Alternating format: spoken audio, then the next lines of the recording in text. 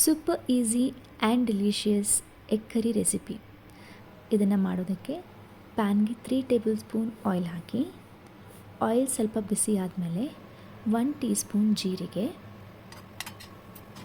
ಜೀರಿಗೆ ಫ್ರೈ ಮಾಡ್ಕೊಂಡ್ಮೇಲೆ 3 ದಪ್ಪಗೆ ಹೆಚ್ಕೊಂಡಿರೋ ಈರುಳ್ಳಿ ಇದನ್ನ ಹಾಕಿ ಆಯಿಲಲ್ಲಿ ಬಾಡಿಸ್ಕೊಳ್ಳಿ. ಈರುಳ್ಳಿ ಸ್ವಲ್ಪ ಟ್ರಾನ್ಸ್ಪರೆಂಟ್ ಕಲರ್ ಆಗುವವರೆಗೂ ನೀವು ಇದನ್ನ ಫ್ರೈ ಮಾಡಬೇಕು. ಈಗ ಇದಕ್ಕೆ ಒಂದು 6 ಗೋಡಂಬಿ, ಅರ್ಧ ಚಮಚ ಶುಂಠಿ ಬೆಳ್ಳುಳ್ಳಿ ಪೇಸ್ಟ್ ಹಾಕಿ ಮತ್ತೆ ಫ್ರೈ ಮಾಡ್ಕೊಳ್ಳಿ. ಸ್ವಲ್ಪ ಫ್ರೈ ಆದಮೇಲೆ ಇವಾಗ 2 ಟೊಮೆಟೊ, ದಪ್ಪಗೆ ಹೆಚ್ಕೊಂಡಿರೋ ಟೊಮೆಟೊ ಹಾಕಿ ಮತ್ತೆ ಫ್ರೈ ಮಾಡಿ.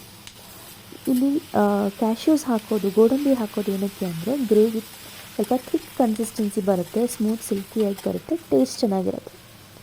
ಇದೆಲ್ಲ ಫ್ರೈ ಆದಮೇಲೆ ಇದಕ್ಕೆ ಅರ್ಧ ಚಮಚ ಪೆಪ್ಪರ್ ಪೌಡರ್, ರುಚಿಗೆ ತಕ್ಕಷ್ಟು ಉಪ್ಪು, ಅರ್ಧ ಚಮಚ ಅರಿಶಿನ ಪುಡಿ ಹಾಕಿ ಎಲ್ಲ ಮಿಕ್ಸ್ ಮಾಡ್ಕೊಳ್ಳಿ.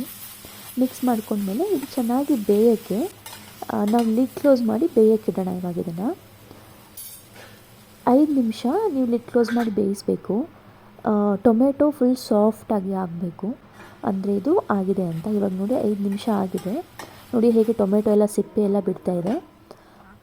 ಸೊ ಇವಾಗ ಇದು ಆಗಿದೆ ಅಂತ. ಸೊ ಇದು ಆರಿದ ಮೇಲೆ ಇದನ್ನ ಗ್ರೈಂಡ್ ಮಾಡಿ ಪೇಸ್ಟ್ ಮಾಡ್ಕೊಳ್ಳೋಣ.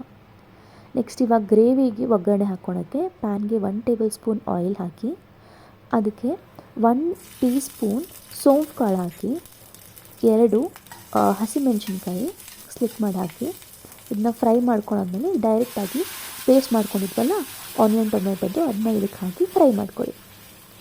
ಇದು ತುಂಬ ಸಿಡಿಯುತ್ತೆ, ಸ್ವಲ್ಪ ಹುಷಾರಾಗಿ ಇದನ್ನ ಚೆನ್ನಾಗಿ ಆಯಿಲಲ್ಲಿ ಮಿಕ್ಸ್ ಮಾಡ್ಕೊಳ್ಳಿ.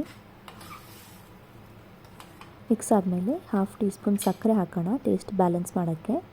1 ಟೀ ಸ್ಪೂನ್ ಅಚ್ಚ ಖಾರದ ಪುಡಿ, 1 ಟೀ ಸ್ಪೂನ್ ಚಿಕನ್ ಮಸಾಲ ಹಾಕಿದ್ದೀನಿ. ಚಿಕನ್ ಮಸಾಲ ಇದ್ದಿದ್ದಿಲ್ಲ ಅಂದರೆ ನೀವು ಗರಂ ಮಸಾಲ ಕೂಡ ಹಾಕ್ಬೋದು. ಎಲ್ಲ ಹಾಕಿ ಚೆನ್ನಾಗಿ ಮಿಕ್ಸ್ ಮಾಡಿ ಇದನ್ನ ಲಿಡ್ ಕ್ಲೋಸ್ ಮಾಡಿ ಬೇಯಿಸೋಣ, ಇಲ್ಲ ಅಂದರೆ ಎಲ್ಲ ಸಿಡಿಯುತ್ತೆ ಎಲ್ಲ ಕಡೆ.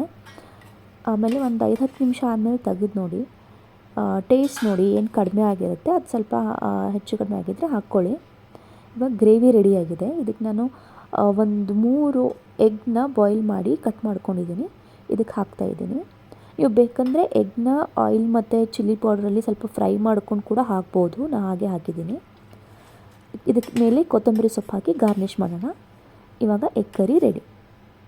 ಸೊ ಇದನ್ನು ನೀವು ಬಿಸಿ ಬಿಸಿ ಜೋಳದ ರೊಟ್ಟಿ ಅಥವಾ ಚಪಾತಿ ಜೊತೆಗೆ ತಿಂದರೆ ಸಖತ್ತಾಗಿರುತ್ತೆ. ಇದನ್ನ ರೈಸ್ ಜೊತೆನೂ ತಿನ್ಬೋದು.